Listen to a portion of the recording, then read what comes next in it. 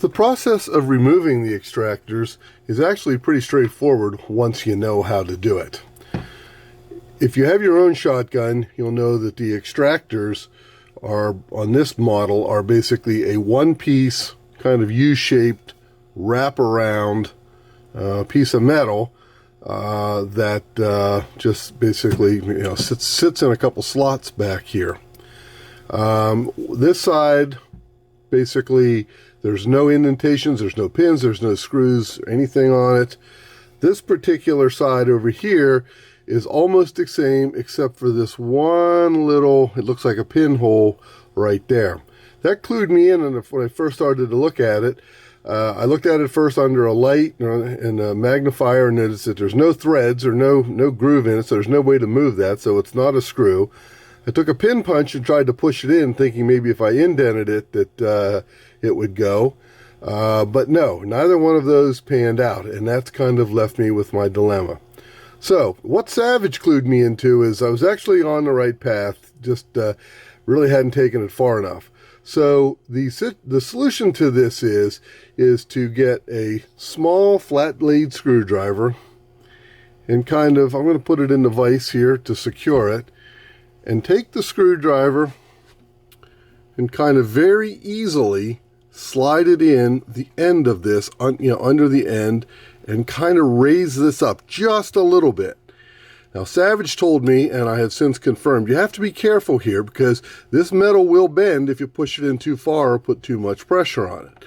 But if you put that underneath the end, and it kind of, you'll notice it maybe just raised up the end of the metal just enough, if you push it in, that you can slide the extractor the rest of the way out.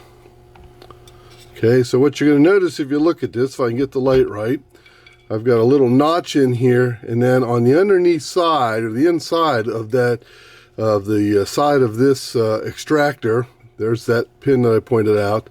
There it is right there. So there's the other side of that pin. That doesn't come out. That's actually pressed in place. And then so all you do is if you raise up this end out here, spread these a little bit, this will pop out of that groove, and then you can slide the whole thing forward. And that's how you get it off.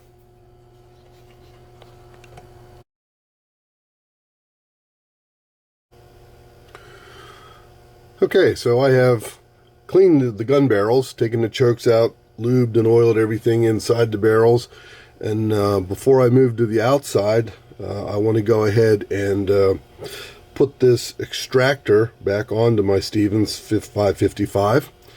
So to do that, you don't need any tools, unlike to get it off where you had to kind of have a screwdriver to spread the the edges of it apart a little bit. See if I can get it into focus here. You don't really need any tools on this. In fact, I don't know if you can see it, but this thing actually looks like it's bent in a little bit to kind of make a wedge. But out here on the very end of the action where this slides into, you might notice it right there. I don't know if you can see it, but take my word for it. It's actually kind of like beveled off a little bit right there to kind of make sliding this extractor a little easier back onto the gun. So what we're going to do, I'm going to take it down and I'm going to kind of slide it in. I've used a little bit of your favorite oil, or actually your favorite grease on the gun. And so I'm going to spread this. There it goes. I got to spread just a little bit of tension to spread it to get it to start. Then push it forward. Yeah, it's still pretty tight. You can't just push that on.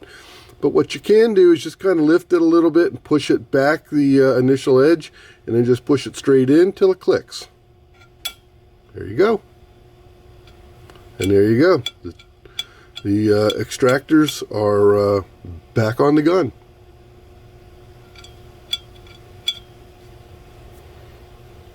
Hope this video helps you. Certainly, like I said, it took me about 3 or 4 days to kind of figure all this out, and hopefully I can trim your time from 3 or 4 days down to 3 or 4 minutes.